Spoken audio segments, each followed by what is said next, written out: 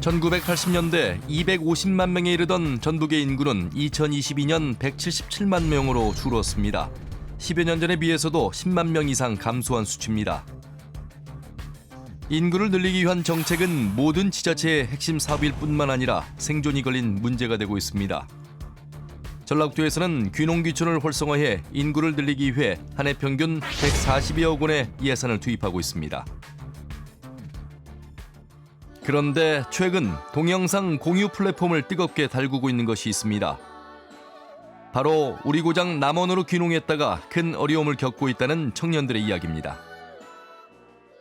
저희는 함께 서울에서 전북 남원으로 귀농했어요. 귀농하면서 맞아서 귀시 이에요. 화병 났습니다. 네, 5일 정도 왔습니다. 청년들의 이야기를 통해 귀농 귀촌 정책의 문제점을 짚어봅니다.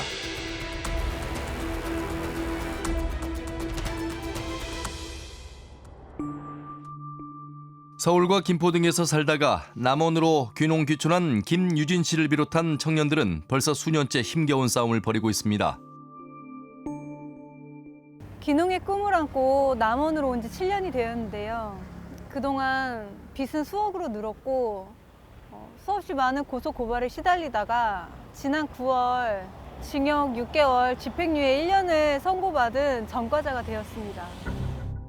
2016년 여름 자연 속 귀농 귀촌의 삶을 꿈꾸던 청년 6명이 남원을 찾았습니다. 청년들은 전국을 돌며 귀농 귀촌할 장소를 찾던 중 지리산을 품은 아름다운 남원의 자연에 반해 이곳에서 자신들의 미래를 펼치기로 결정했다고 합니다.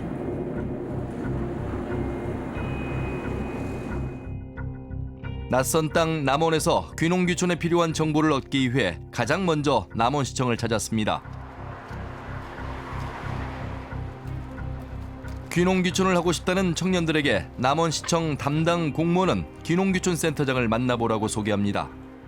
농정과에 가서 우리는 인성학교를 하려는 사람들인데 그 당시에 그 계장이 나와서 귀농 귀촌 담당자이자 인성학교 담당이 출장을 가 있다고 하면서 명함을 주고 본인의 명함도 주고요. 그러더니 바로 서울에 그 방배동에 그 전북 귀농 귀촌 센터가 있는데 거기 가서 출장 나간 를 만나라고 했습니다. 다음 날 서울로 올라가 전북 귀농 귀촌 지원센터를 찾은 청년들. 이곳에서 남원시청 담당 공무원이 소개해준 귀농 귀촌 센터장을 만납니다. 그 자리에서 청년들은 그에게 인성학교를 하고 싶다는 말을 했다고 합니다. 우리 같은 청년들 기다려왔다고 몇 명이 지금 남원시청에서 우리에 대해서 다 일임 받았다고 저희가 원하는 인성학교를 하는데 도움을 준다고 하고 귀농 귀촌 하는 데 있어서도 도움을 준다고 하는데 청년들이 하고자 했던 농어촌 인성학교는 농림축산식품부와 교육부가 공동으로 지원하는 것으로 농어촌 체험을 통해 청소년들의 인성 함양을 목적으로 운영하는 프로그램입니다. 며칠 후 남원시에서 다시 만난 귀농 귀촌 센터장 A씨는 청년들을 데리고 남원시청을 방문해 각 부서를 돌았다고 합니다. 저희를 시청 여기저기 돌아다니면서 그 각 과마다 가서 인사를 시켰는데 거기에 이제 좀 높은 공무원들이 그 씨한테 이렇게 폴더 인사를 하는 걸 보고 아 대단한 사람이구나 이렇게 생각했습니다. 귀농 귀촌 센터장 A씨는 청년들에게 귀농 귀촌을 하기 위해서는 먼저 땅을 사고 집을 지어야 한다며 남원시 200면의 토지를 소개합니다. 토지 구입 대금은 귀농 귀촌 관련 대출을 받으면 된다는 A씨의 말을 듣고 3.3제곱미터당 24만 원에 2,698제곱미터를 계약했다고 합니다. 남원시를 처음 방문한 지 불과 10여일 만의 일입니다. 토지 이외에 건물 또한 귀농 귀촌 센터장 A씨의 소개로 건축업자 B씨에게 맡겼는데 이 B씨는 토지의 전 소유자였습니다. 건축비 2억 원도 귀농 귀촌 관련 대출을 받아 충당했습니다. 그런데 건축이 진행되던 중 청년들은 이곳에 인성학교를 할 수 없다는 사실을 알게 됩니다. 남원시청에서 B씨는 일단 공무원이 아니어서 인성학교를 차려줄 권한이 없고 지금 200면의 터를 잡았는데 200면은 씨가 이미 인성학교를 하고 있으며 그 권역당 하나밖에 할 수가 없어서 200면에서는 더 이상 인성학교를 할 수가 없다는 말을 그때 처음 들었습니다. 농어촌 인성학교는 권역당 한 곳만 할 수 있는데 청년들이 토지를 구입한 곳에는 이미 인성학교가 있었던 것입니다. 더구나 그 인성학교의 대표가 바로 귀농귀촌 센터장 A씨이고 공무원이라고 생각하고 있었던 그가 공무원도 아니라는 사실을 알게 됩니다. 청년들의 주장을 확인하기 위해 남원시에 인터뷰를 요청했습니다. 그냥 그 참고사항만 홈페이지에 이미 올라와 있는 것만 참고하시라고 그렇게 이제 말씀드릴 수밖에 없을 것 같아요. 홈페이지 외의 것들은 그러면 어떻게 하시나요? 홈페이지에 나와 있지 않은 내용을 질의드린 것들이요. 그런 부분들은 저희가 이제 답변을 할 수가 없는 거죠. 아예 답변을 그럼 안 하시겠다는 건가요? 예. 남원시 관계자는 시 홈페이지에 있는 입장문을 참고하라고 하며 어떤 취재에도 응하지 않겠다고 밝혔습니다. 2020년 12월 남원시에서는 청년들의 피해 호소에 대해 입장문을 내놓았는데요. 그 내용을 보면 남원시 귀농귀촌 담당은 청년들에게 귀농귀촌 협의회장을 안내했을 뿐 그를 귀농귀촌 담당자라고 소개하지 않았다는 것입니다. 그렇다면 당시 귀농귀촌 센터장 A씨는 어떤 인물인지 마을 사람들에게 물어봤습니다. 저는 사업도 하고 호텔마을도 하고 여기 또 번역사업도 하고 그랬죠. 했죠. 잘했으면 근데로 번역사업을 또 할때 했죠. 도왔어. 사람 솜씨로 괜찮아. 이 문제에 대해 A씨는 어떤 입장인지 듣기 위해 취재를 요청했습니다. 여보세요? 네, 안녕하세요. 네? 씨 전화번호 맞나요? 저기 계속 교육 시작이 있네요. 다음에 통화할게요. 이후에도 수차례에 걸쳐 전화와 메시지를 보내봤지만 어떤 답도 들을 수 없었습니다. 그렇다면 청년들에게 농어촌 인성학교는 어떤 의미가 있는 것이었을까요? 귀농을 하게 되면 인성학교, 체험마을 이런 것들을 할 수 있다는 걸 알게 돼서 인성학교를 알아보았더니 저희가 하고 싶던 그런 생명의 귀함을 가르치는 그런 학교가 될 수 있겠다라고 생각해서 저희가 함께 인성학교를 해보자고 마음을 먹게 되었습니다. 남원시청과 A씨 그리고 청년들의 주장을 확인하던 중 당시 상황을 잘 알고 있다는 제보자와 연락이 닿았습니다. 어쨌거나 그게 사실인 거를 말씀을 드리고자 얘기를 한다고 하는 거고 나한테 어떤 해코지를 할 수도 있는데 네. 사실 그 부분에 있어서는 많이 망설여지죠. 제보자는 통화를 하며 매우 조심스러워했지만 그래도 진실을 알리기 위해 용기를 냈다고 했습니다. 있을 때 여쭤본 자리가 지구인이랑 선생님이 세 분이 계실 때 그 이야기를 들으셨던 거예요? 그렇죠. 거기 아리원에서요. 인성학교를 할 거다라고 얘기를 했어요. 소개를. 근데 저만 있는 게 아니고 그때 저만 들은 게 아니고 주변에 다른 사람들도 있었어요. 청년들이 인성학교를 하고 싶어 이곳에 왔다고 말했다는 사실이 제3자를 통해 처음으로 확인되었습니다. 제보자 본인도 청년들과 인성학교를 하고 싶다는 말을 나누기까지 했다고 합니다. 저 역시도 저 혼자서 뭐 할 수가 없어가지고 저도 귀농을 하려고 예정을 하고 내려갔었던 사람이고요. 네네. 그분들이 인성학교 한다고 그래서 그럼 나도 같이 하자라고 얘기했었어요. 네네네.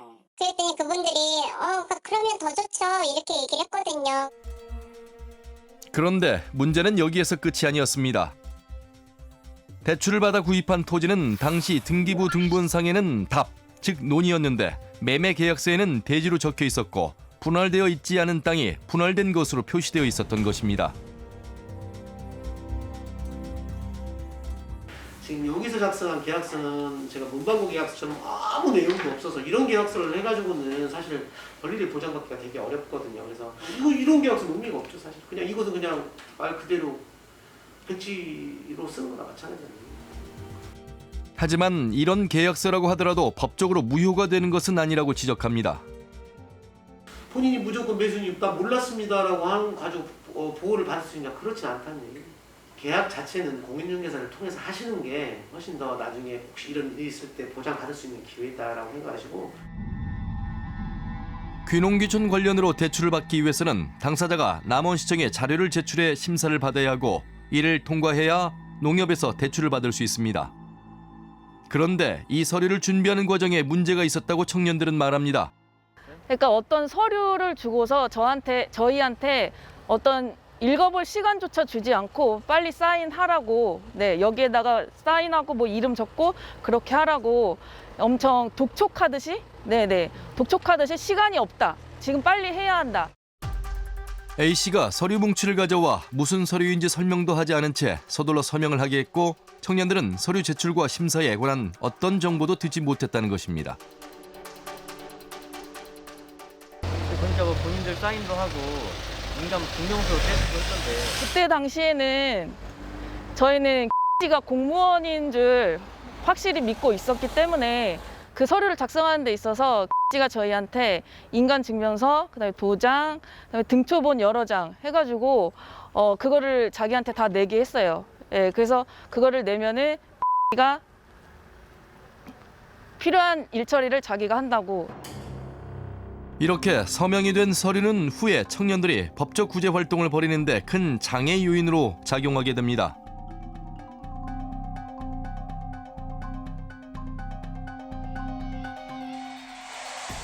그렇다면 청년들이 매입한 토지는 어떤 땅일까? 그 땅의 이력을 알아보기 위해 부동산 등기를 확인해 봤습니다.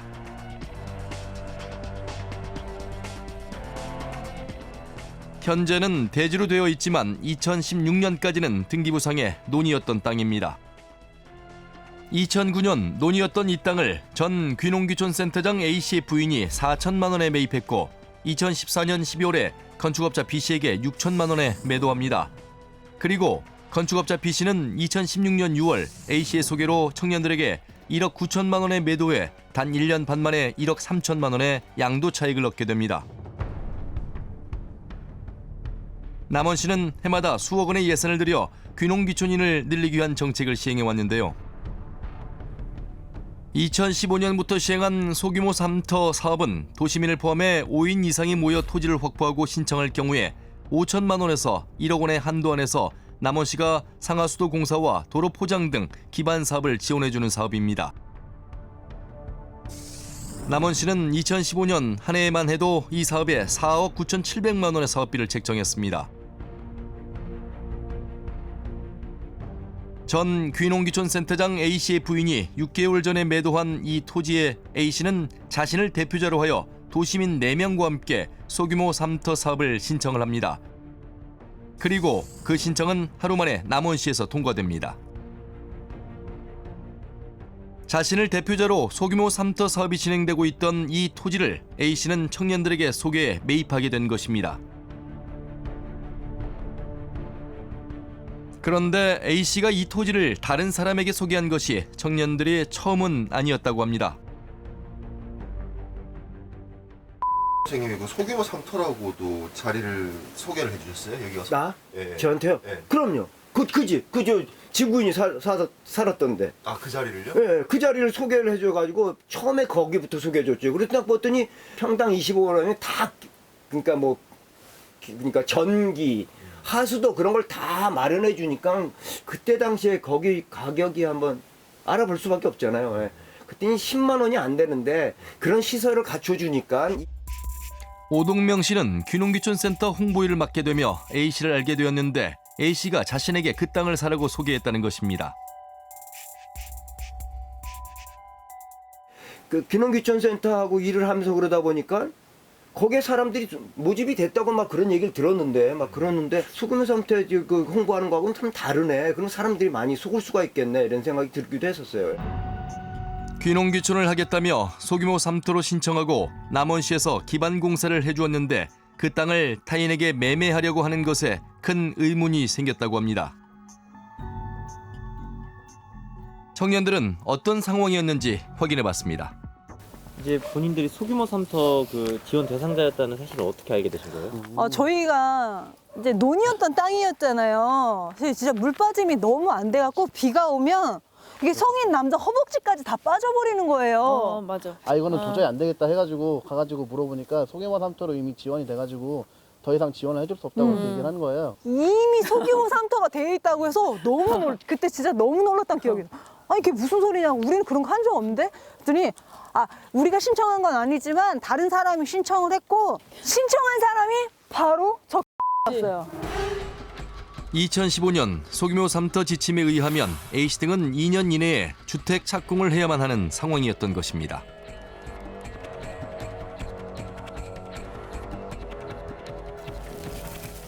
이러한 상황을 알게 된 청년들은 2017년에 귀농귀촌 센터장 A씨를 사기 혐의로 남원경찰에 고소하게 됩니다. 그러나 남원경찰에서는 혐의 없음을 이유로 불기소 의견 송치했고 이의 신청했지만 기각됩니다. 청년들은 이에 불복해 정식 재판을 받겠다며 재정 신청을 했지만 이 또한 기각되었습니다.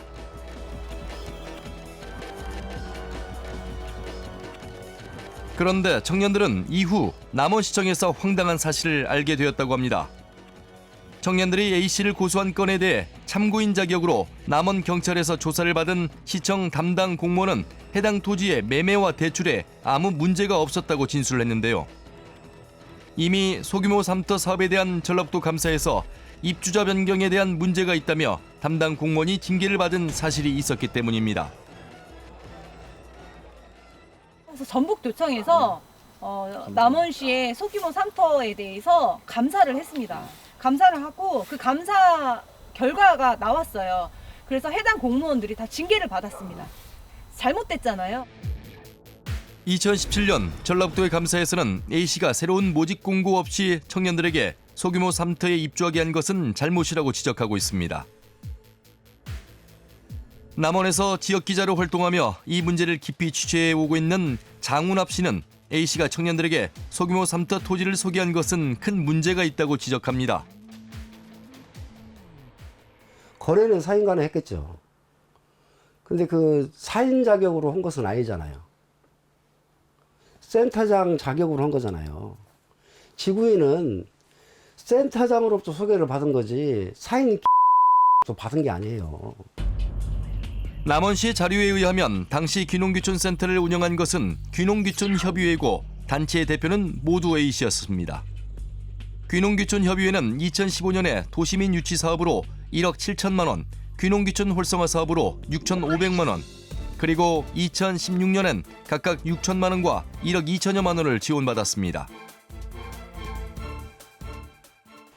그 뭐 월급이 있든 없든 활동비는 받았을 거 아니에요. 소위 말해서 경비라고 하는 것은 받았을 거 아니냐 이 말이죠. 그렇다면 준공무원으로 봐야 되는 것이고 직위가 있었잖아요. 센터장이라고 하는. 그럼 준공무원으로 봐야 되는 거고 모든 책임은 사실상 남원 시장한테 있는 거예요. 관리 감독하지 않은 의회한테 있는 거고. 2017년 4월 청년들은 남원시장에게 면담을 요청합니다.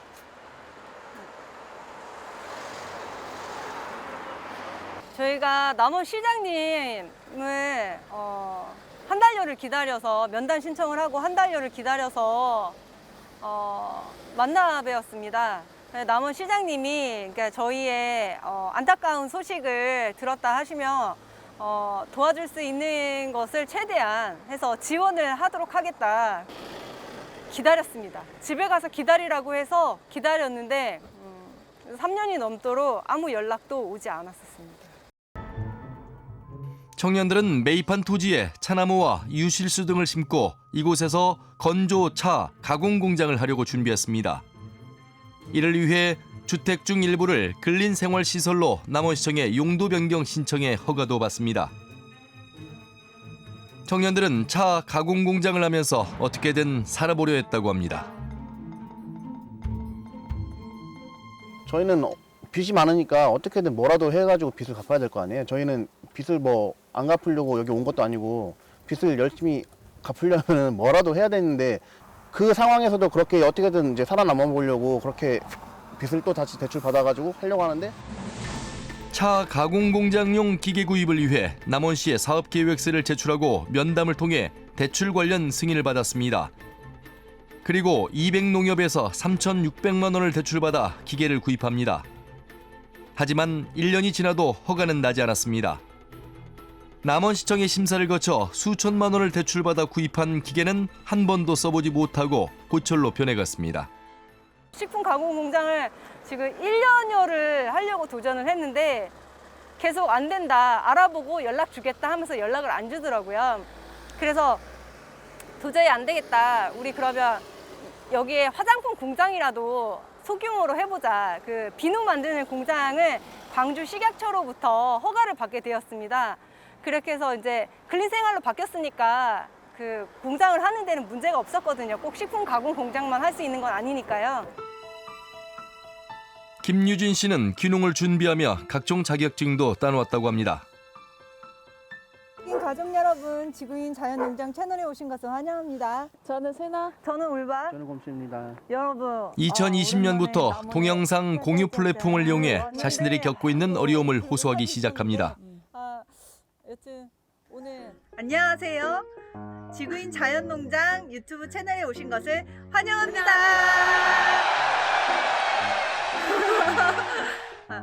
저는 올바. 저는 곰. 저는 세나입니다. 그리고 몇 번에 걸쳐 남원 불매운동 동영상도 제작합니다. 지구인은 남원 불매운동을 하고 있습니다. 남원 불매는 너무 심한 것 아니냐는 말씀이 간혹 있으십니다. 이 동영상의 효과는 즉각적이었다고 청년들은 말합니다. 남원 불매운동 동영상을 올리고 일주일 만에 남원시청에서 전화로 1년 전에 근린생활시설로 변경해 준 것은 잘못된 행정처리였다며 이를 취소하겠다라는 통보가 온 것입니다. 그리고 근린생활시설은 취소됩니다. 근린생활시설이 취소되며 식품 가공 공장도 화장품 공장도 원천적으로 불가능하게 되어버렸습니다. 그렇다면 식품 가공 공장을 허가해주지 않는 이유는 뭘까요?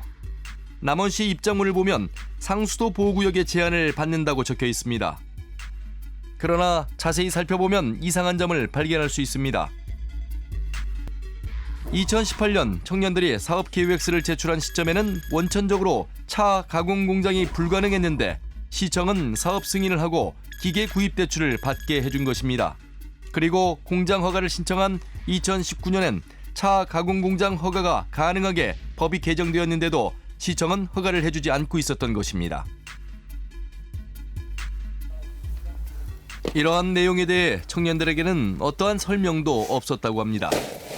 지금 남아있는 게 지금 이거 윤향기 하나 남았고 이제 저 안쪽에 원래 건조기 있었고 여기 이제 뭐 무슨 컨베이너 벨트 그런 게 있었는데 그런 거는 이제 빚 갚는 데 쓰고 지금 이거 하나 남은 상태고요. 여기는. 그리고 이 건물 안에 이제 또 몇 개 남아있는데 남원시의 이러한 행정 처리로 청년들의 빚은 또 늘어가게 되었습니다.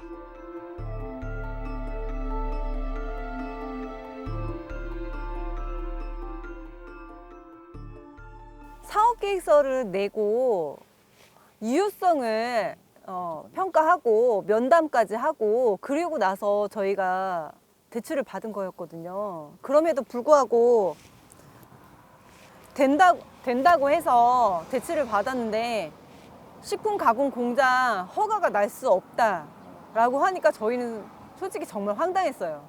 아, 진짜 너무하는구나. 우리한테 너무하는구나라고 생각했어요. 2020년 청년들은 한 가지 제보를 받게 됩니다. 전 귀농귀촌센터장 A씨가 청년들이 작성했다고 하는 멘토 일지를 남원시에 제출하고 수당을 받아갔다는 내용입니다. 정보 공개를 통해 멘토 일지를 받아본 청년들은 깜짝 놀랐다고 합니다.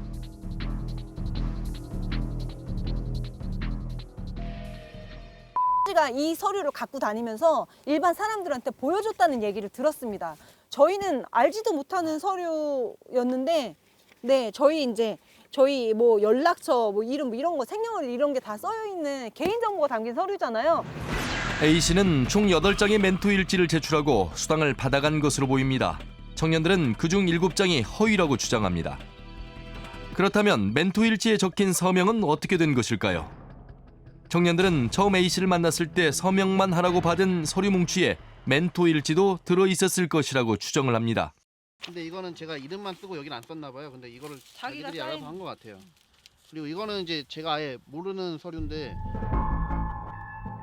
청년들은 멘토 일지에 적힌 날짜에 자신들은 남원에 있지도 않았다는 사실을 하나하나 증명했습니다.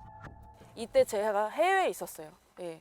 그러니까 정말 너무 어처구니가 없죠. 해외에 있는 날짜에 멘토 이런 활동을 받았다니 네, 정말 어처구니가 없죠. 남원시청은 감사를 통해 멘토 일지에 적힌 날짜에 청년들이 남원에 없었음을 확인했지만 이것은 단지 날짜의 오류일 뿐이라는 입장입니다. 한두 건이 아닌 10장이 모두 날짜의 오류라는 남원시 입장은 수긍하기 어렵습니다. 형사소송법 234조 2항에 의하면 공무원이 직무를 행함에 있어 범죄가 있다고 사료하는 때에는 고발하여야 한다라고 되어 있습니다. 남원시는 입장문에서 법의 판단이 있으면 따르겠다라고 말을 합니다. 남원시가 고발을 해야 하는 주체인데 고발은 하지 않으면서 법의 판단에 따르겠다는 이상한 논리입니다. 감사 후 2년의 시간이 지난 지금 이 문제에 대해 남원시는 어떤 조치를 취했는지 문의했습니다. 하지만 해당 사안에 대해 고발 조치를 했는지 수당을 환수 조치했는지 남원시는 어떠한 입장도 밝히지 않았습니다. 남원시에서 행정처리로 피해를 봤다고 주장하는 사람은 청년들만이 아니었습니다. 7년 전 남원에 귀농한 김원 씨. 그는 귀농인을 대하는 공무원들의 자세부터 바꿔야 한다고 말합니다. 시에서도 이런 거를 좀 귀농귀촌들이 오면 저희도 남원시로 귀촌하러 왔습니다 하면 그런 주의보도 주고 그런 거에 대해서 공부도 하고 많은 여러 가지 제반 사항을 얘기해주고 이런 일이 생겼을 때는 남원시에도 자기네 시 자체 변호사들이 있단 말이에요. 같이 시에서 귀농귀촌인들을 위해서 같이 맞대응을 해서 뿌리를 뽑아야겠다, 근절을 해야겠다 해서 남원시에서는 저런 짓을 못하게 하겠다 그런 적극성이 하나도 없다는 거죠. 네가 도장 찍고 네가 해달라고 한 거니까 난 몰라. 죽어도 네가 죽어. 김원 씨도 귀농 과정에서 많은 어려움을 겪었다고 합니다. 제가 여기 셀프 땅을 한번 매입한 게 있어갖고 셀프 민원을 갔는데 남원시 법원에서 뭐라 하는지 아세요? 짜증을 내요. 그래서 내가 하도 황당해서 왜요? 그때 법무사 안 통하고 왜 왔냐는 거야. 시골이 그래요. 그래서 내가 한번 꾸지람을 줬어요. 내가 셀프로 내가 등기비 애끼려고 내가 본인이 온 건데 같은 소유주가 땅 주인하고 같이 온 건데 무슨 서류가 필요하니까 그것만 떼다 주세요 하면 되는 거지. 당신이 나보고 왜 법무사를 쓰니 안 쓰니 그런 말을 해. 그래서 남원 시청 왔는데 시청 직원이 똑같은 짓을 해요. 그냥 자기들은 어떤 서류가 필요하니까 선생님 이것만 충족시켜주면 됩니다 하고 처리만 해주면 되는 거 아니에요. 근데 그거를 자기네가 편하려고 그 다음에 그래서 그럼 무슨 피해가 생기냐면 내가 귀농인지 기촌인지 모르니까 그 땅을 매입하면 50% 감면이 있어요. 취득세에 대해서. 기촌인에 대해서. 근데 그것도 제가 1년 지난 다음에 알아서 찾았잖아요.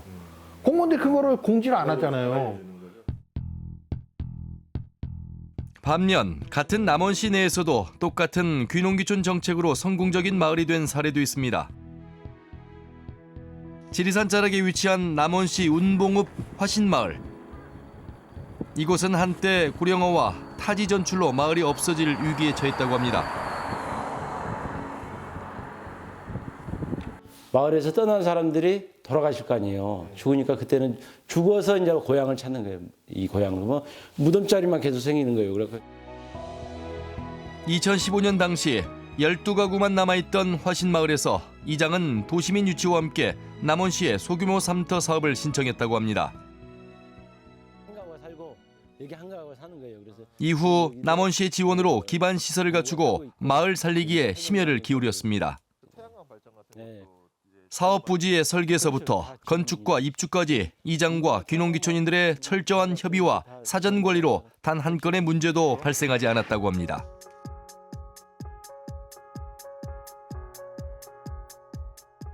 토목공사를 일차적으로 다 하고 이제 그 분양받으신 분들을 또 한테 모아놓고 심지 뽑기를 했어요. 내가 일장이 월권으로 이렇게 해서는 안 되잖아요. 1년 안에 정말 집이 순식간에 막 빨리 올라갔어요. 7년이 지난 지금 이 마을의 주민은 12가구에서 41가구로 늘었습니다. 초등학생이 제일 많을 때는 초등학생만 16명, 그다음에 그다음에 유치원생이 한 그 정도. 굉장히 시골치고는 굉장히 아이들이 많은 것이죠. 그래서 어린애들이 한 명도 없었는데 그렇게 늘어나. 그렇죠, 그렇죠. 어디 갔다 오세요? 병원에. 아유, 할머니들이 좀 놀러 나오셔야 되는데. 어머니 우리 마을 좋아요? 네, 좋아요. 얼마나 좋아요? 엄청 좋아요. 사람들도 다 좋잖아요. 사람들이 좋아요. 예. 예. 이번 주말에 집들이시겠다는 분이고 화신마을에 귀농한 김동준 씨는 초반엔 어려운 점도 있었다고 말합니다.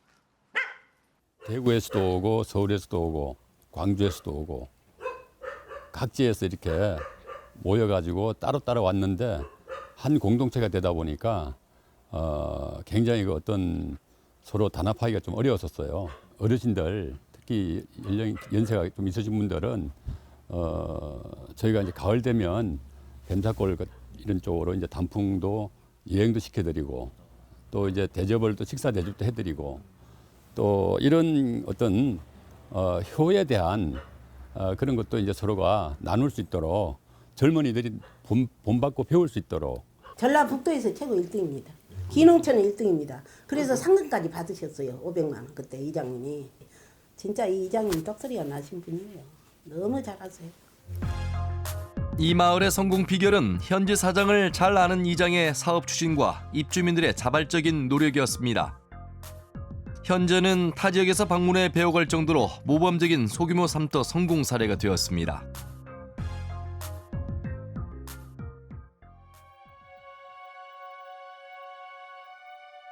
(1960년대) 남원의 인구는 18만 명이 넘었습니다.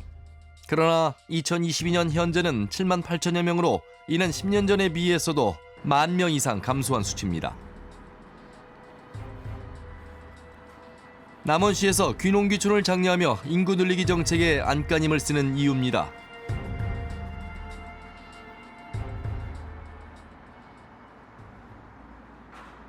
한편 청년들에게는 이상한 일들이 계속 이어지고 있습니다. 이은희 씨의 부모님에게 휴대폰으로 이상한 전화가 걸려온 것입니다.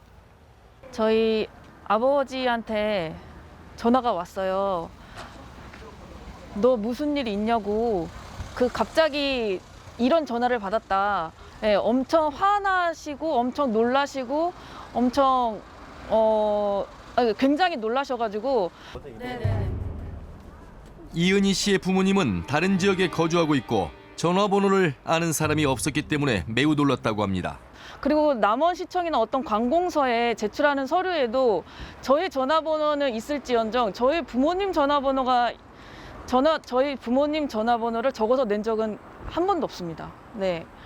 그런데 이 사람이 어떻게 알고 어떻게 저희 아버지 전화번호를 어떻게 알아내서 전화를 했을까? 제작진은 어떤 상황인지 알아보기 위해 충청도에 거주하고 있는 이은희 씨의 부모님을 찾아갔습니다. 이은희 씨의 부모님은 당시 전화를 받고 큰 충격에 빠졌다고 합니다. 그리고 통화 내용을 제작진에게 들려주었습니다. 이은희 씨 아버님 되시죠? 어디신데요? 남원인데요. 남원에 내려오셔서 딸 한번 보세요. 지금 불행에 빠져 있고 지금 5대양 사건 한번 검색해 보세요.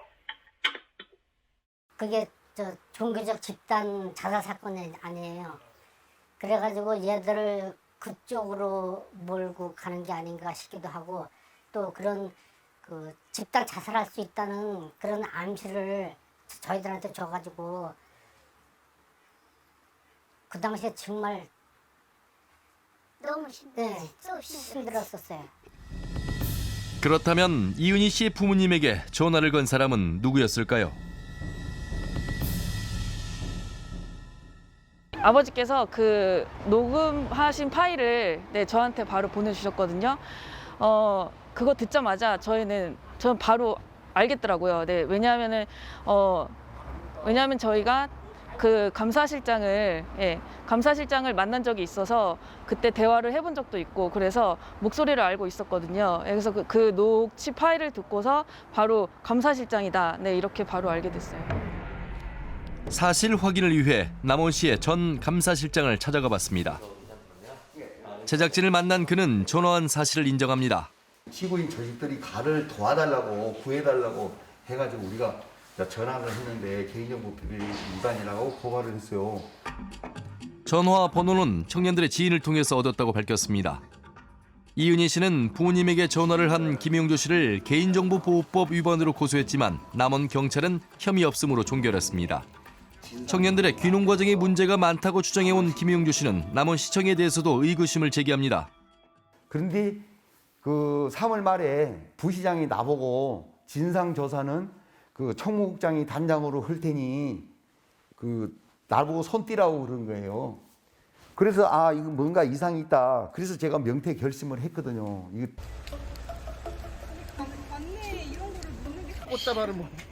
김용조 씨는 2021년 6월 명예퇴직을 하고 청년들이 잘못하고 있다는 점을 알리기 위해 남원시청에서 1인 시위를 하고 트럭에 현수막을 걸고 시내를 돌아다니는 등의 활동을 이어오고 있습니다.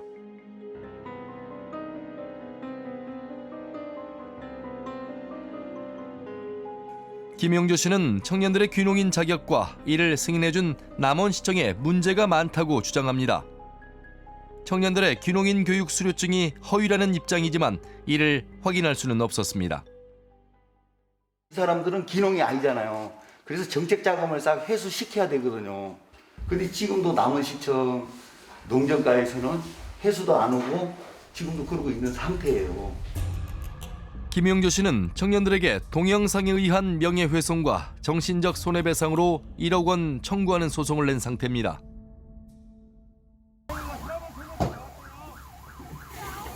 (2021년) 겨울 청년들이 거주하던 주택에 화재가 발생합니다. 이 화재로 그동안 모아온 재판 자료 및 휴대폰까지 모든 것이 불에 타 소실되었다고 합니다. 그리고 올해 5월에는 이원석 씨가 경찰에 체포되는 일이 일어납니다.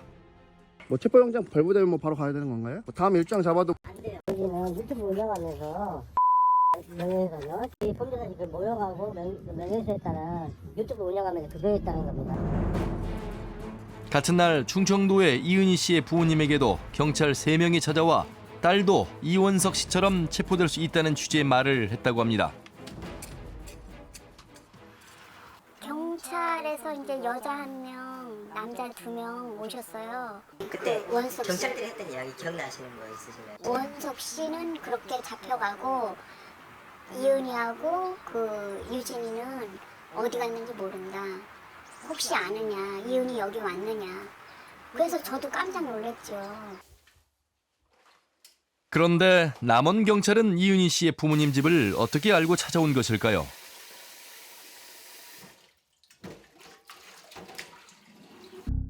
제작진은 남원 경찰에 이은희 씨의 부모님 주소를 알게 된 경위를 물어봤습니다. 남원 경찰은 재판 중인 사건이라 어떠한 취재에도 응할 수 없다는 입장입니다. 그 부모님을 찾아간 이유나 뭐 연락처 주소를 알게 된 경위, 형사소송법의 대원칙인 적법 절차 원칙이 있습니다. 근데 이 부분에 대해서 다툼의 여지가 있을 수 있기 때문에, 그리고 본 사건 관련된 상대방의 개인정보와 인권을 위해서라도 구체적인 답변을 하는 것은 재판에 영향을 끼칠 수 있다라고 판단이 됩니다.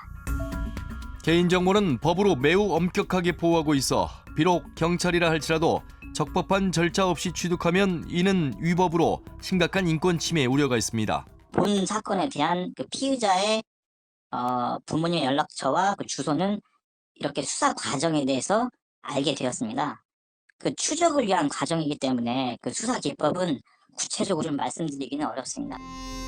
경찰은 제작진에게 법 절차를 준수했다고 말할 뿐 구체적으로 어떤 절차를 거쳤는지 그 근거를 확인해 주지는 않았습니다.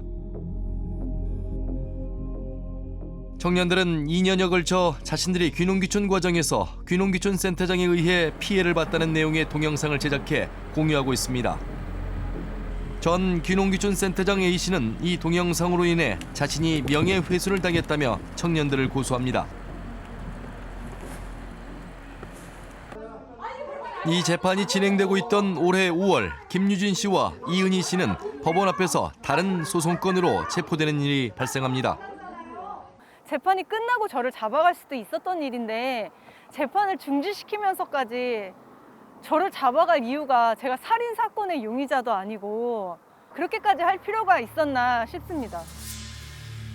지난 9월 전 귀농귀촌 센터장 A씨가 제기한 명예훼손 소송의 1심 판결이 있었습니다. 김유진 씨에게는 A씨를 사기꾼이라고 주장한 것에 대해 명예훼손 유죄가 인정되어 징역 6개월에 집행유예 1년이 선고되었습니다. 이에 대해 김유진 씨는 항소했고 2심 재판에 참석하기 위해 법원을 찾은 그를 만나봤습니다. 너무나 억울한 일이 아닐 수 없어요. 제가 남원에 오기까지는 경찰서 한번 가본 적이 없는 사람인데 많은 분들이 저희 때문에 사기를 피할 수 있었다.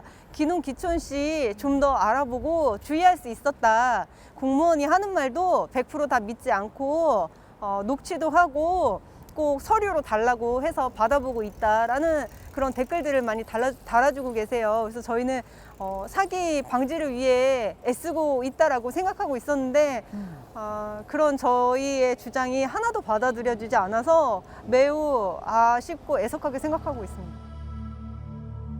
현재도 청년들의 귀농귀촌 생활은 어려움의 연속입니다. 승인 없이 사업장을 이탈했다는 이유로 그리고 승인 없이 농지 중 일부를 매각했다는 이유로 귀농 창업대출 융자금을 회수한다는 것입니다. 이어서 남원시 농정과에서는 청년들이 농사를 짓지 않는 것이 확인되었다며 토지를 강제 매각하겠다고 연락을 해왔습니다. 그리고 저희가 여기 처음에 남원에 내려올 때는 여기서 평생 살고 진짜 잘 되고 싶은 마음으로 내려왔는데 이제 그런 거 하나 없이 이제 빚만 남고 전과 늘고 네, 그런 상태에서 저희가 그것도 쫓겨나다시피 해서 뜨게 됐잖아요. 그런 상황이 유쾌하지 않죠. 제작진은 이번 취재를 하며 남원시의 여러 행정관청에 사실 확인을 위한 인터뷰 요청을 했습니다. 하지만 약속이나 한 듯한 답변뿐이었습니다. 그러면 나머지 답변은 혹시 내일까지는 괜찮으세요? 서면 답변. 아니요, 서면 답변도 안 하는 거죠. 답변 아예 안 하신다고요? 네. 저희 입장은 지금은 인터뷰는 안 하는 걸로 그렇게 말씀드릴 수밖에 없을 것 같은데. 저희가 확인해 보니까 그 현재 재판 중인 것으로 확인이 돼서 구체적인 답변은 좀 어렵습니다. 방송을 준비하며 마지막으로 남원시청에 다시 한번 인터뷰 요청을 했습니다. 계시나요? 회의 들어있어요? 지금 이제 오래된 일이잖아요. 그 상황을 아마 지금 상황에서 더 이상은 이제 아마 답변을 못 드리지 않나 그래서 그런 것 같습니다. 지역의 인구가 늘고 도시민이 귀농귀촌에 성공하기 위해서는 사람과 지역 행정의 조화가 무엇보다도 중요하다고 전문가는 강조합니다. 지역이 활성화되기 위해서는 사람과 일자리 그리고 마을이 필요하다고 생각합니다.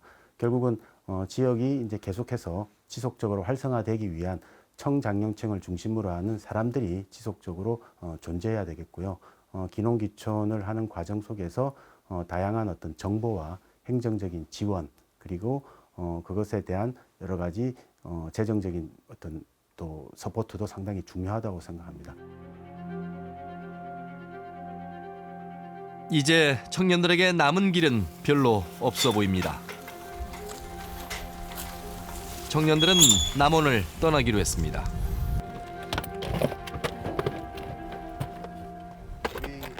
지구인들 16년도로 돌아가도 다시 귀촌하실 거예요? 모든 분들이 나쁜 거는 아니지만 이렇게 착하게 사시는 분들, 선량하신 분들은 조용히 사시니까 자기 할 일 바쁘시고 하시니까 이제 큰 소리를 내지 못하시고 하고 싶은 일을 못하는 것도 너무 힘들었지만 내가 피해를 입었는데 계속해서 욕을 먹고 살아야 된다는 것도 너무 힘든 일이었어요. 언제 한 번은 그냥 갑자기 제 밖에 있는데 저를 부르시더라고요. 밖에서 모르시는 분이 부르셔가지고 나가보니까 그 남원 시민 그냥 여자 한 분이 오셔가지고 그냥 도시락 같은 거를 주고 가셨어요. 우시면서. 네, 그런 그런 것도 겪었기 때문에 남원 시민 모두가 네, 그렇게 잘못됐다고 생각하지는 않아요. 네. 그런데 저희가 여기 와서 그런 남원의 행정 때문에 너무나 힘들었기 때문에 네, 그걸 주장하는 거지. 네, 남원 시민 전체한테 그렇게 적대감을 갖거나 그렇게 하는 건 아니에요. 네.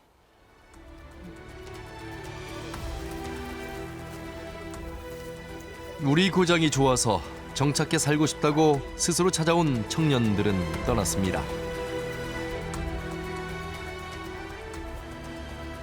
그들이 떠난 빈자리에서 우리의 문제는 무엇이었는지 되돌아볼 시간입니다.